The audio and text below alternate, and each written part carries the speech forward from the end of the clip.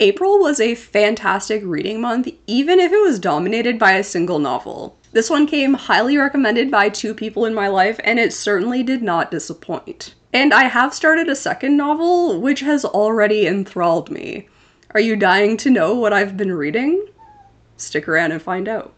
Hi, hello, welcome in. I'm Jerica, and I'm an editor, writer, and all-around content creator, and today we're going to discuss what I read during April. I finished The Devils by Joe Abercrombie, and I started The 7 Husbands of Evelyn Hugo by Jenkins Reid. I have been blessed this month with 2 great books to read. You don't always get 2 good ones.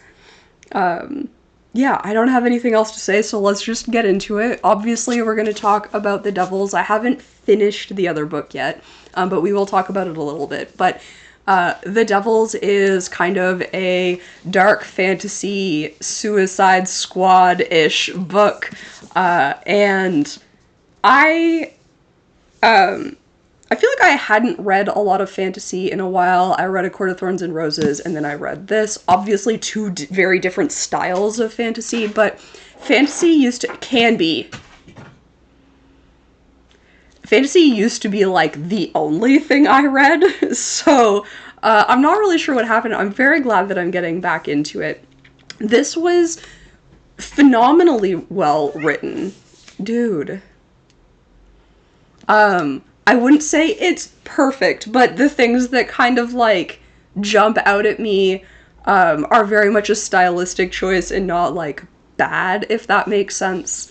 The main thing as far as writing that really stuck out to me that I learned to love by the end was Abercrombie's use of repetition, particularly in the repetition kind of like really adds to the voice of the book, the narrative voice rather than the like character voice.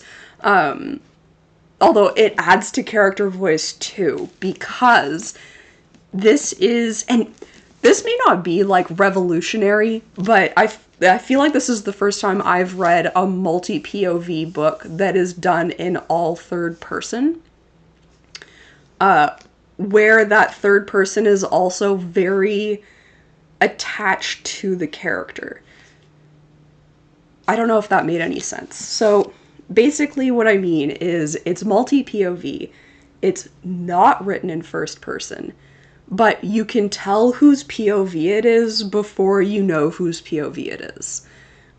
Because it's still like written in that character's voice. It's very much as if like we're hopping between different narrators and the narrators are all like a fairy on the shoulder of the character that we're like with in that moment. I thought this was super well done. It was something I really enjoyed. And this is like not quite a spoiler, but just in case, I will say it's a little bit of a spoiler, so I'll put up a spoiler thing until it's done and put in a little timestamp. There are characters that don't seem to get their own POV sections, and that really bothered me. And there is like a further, far more spoilery thing about one of those characters that I will definitely talk about in the full review. I know I've said a lot of things about full reviews. Some of those full reviews are probably never coming, but there are some that I'm definitely going to do, and The Devils is one of them. I'm currently actually working on some review scripts, which I haven't been doing anyways. That's all besides the point. There is a particular plot point that is attached to one of those characters that does not get a point of view section. And together, those 2 things really bug me. And we'll get into it as part of a bigger spoiler section in the review. What else do I want to say about The Devils?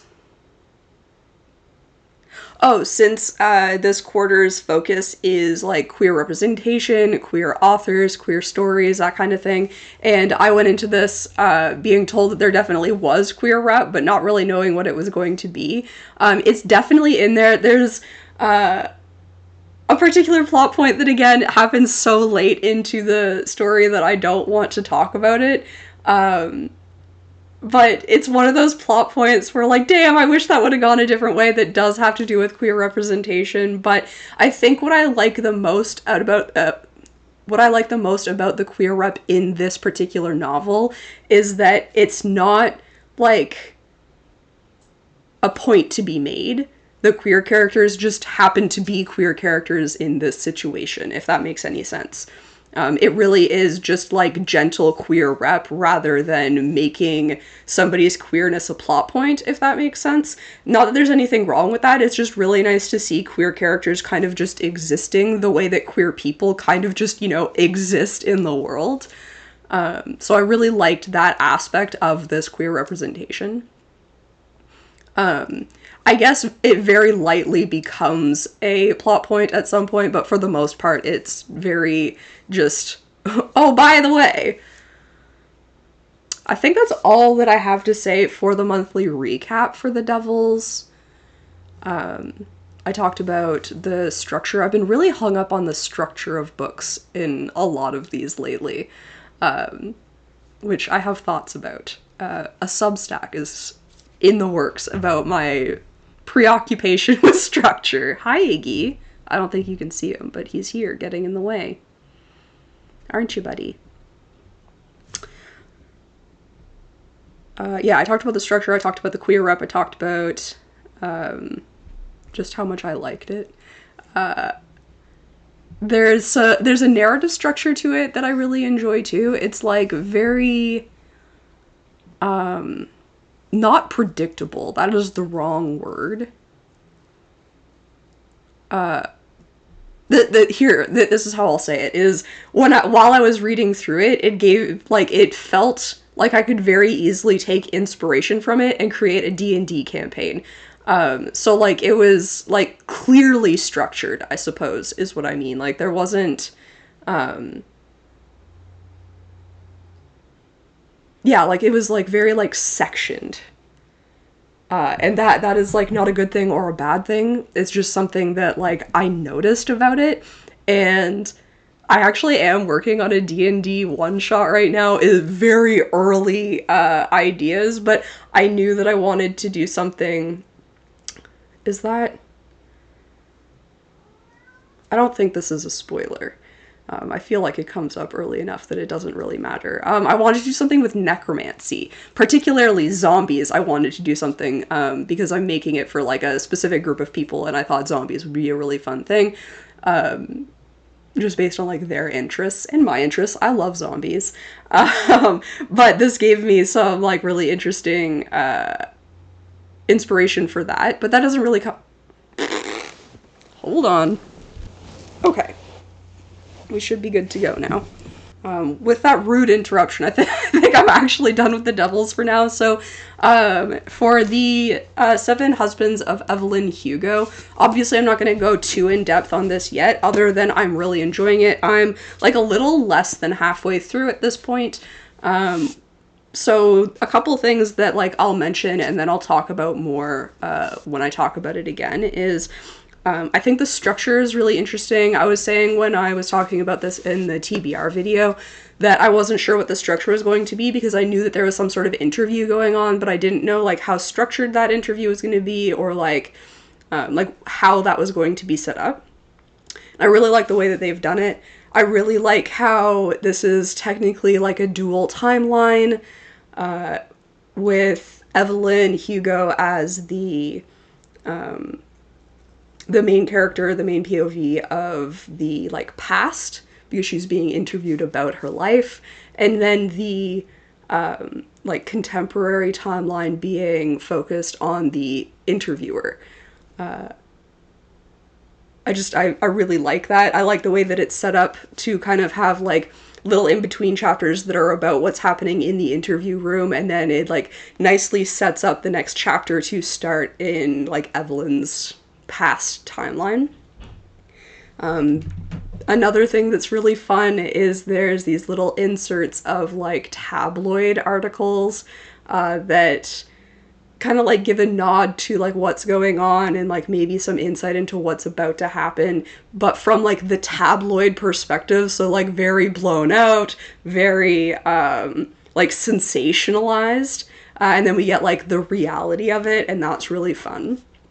There's definitely going to be some sort of parallel that happens between the two characters. There's also, like as the cover copy says, there's going to be something that like ties these two together, and I don't know if it is just the fact that they're interviewer-interviewee, like maybe that's the only tie, and it's just that they get like very close during that whole thing. I don't know. I'm excited to keep reading. I do think it's written very well. I got a little teary at one point. Yeah, I'm really enjoying it. So if you haven't checked it out, it's definitely one of those, okay, fine, I'll read it, that is feeling like it might have been a good choice. And I can understand why everybody was and is so excited about this book. I do think we're done. Other than talking about what's coming up this month, obviously I'm going to finish The Seven Husbands of Evelyn Hugo. After that, what will I read? I think probably I'm going to do the nonfiction graphic novel by Alison Bechdel called Fun Home, a Tragic Comic. Because I'd like to have that finished before June. And then after that, I'm thinking Monstrilio. Although it'll kind of depend on how long it takes me to get through this and then that graphic novel. I may just choose to read Brebeuf's Ghost instead. Just because it'll be short, easy read. It's a play instead. So that might be after the graphic novel instead. But I think definitely the next one's going to be my nonfiction for the quarter. That one's going to be like an interesting read simply because it is a graphic novel. I've read other nonfiction graphic novels before that I really enjoyed, Mouse and Mouse 2. Highly recommend both of those.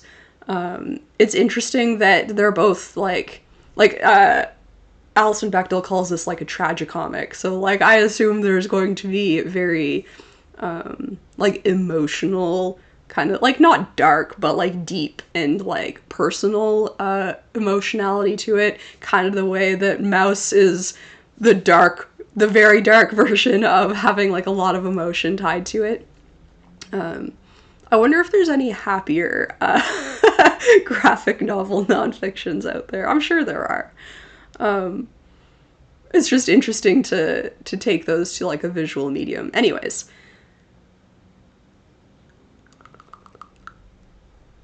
Oh, no, we'll talk about the queer rep of it once I've finished it.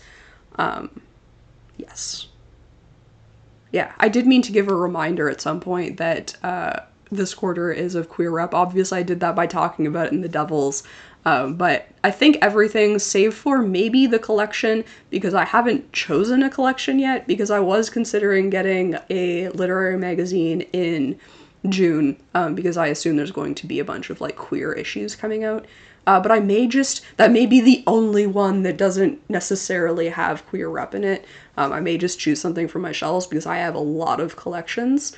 And I'd like to read some stuff from them. But if you do have suggestions for a literary magazine that I pick up in June, please let me know. I feel like I rambled that instead of having like a good ending to it. I had an ending written and everything, and I just like went... But let me know what you got up to in April, what you read, what you're about to read. Did you have as great of an April reading session or month, I guess, as I did, or was yours a little more lackluster? And that's it. So thank you so much for watching. I hope you enjoyed. I had a blast. And catch you next time. Bye. Igga, my boy. You are in the way. Igga boy, Igga boy. For a little bit anyways. I don't know. I should probably figure out how to make that stay, lit up. Okay, I just wanted to make sure that I still looked okay. What's up, Iggy? You want to come over? There you go.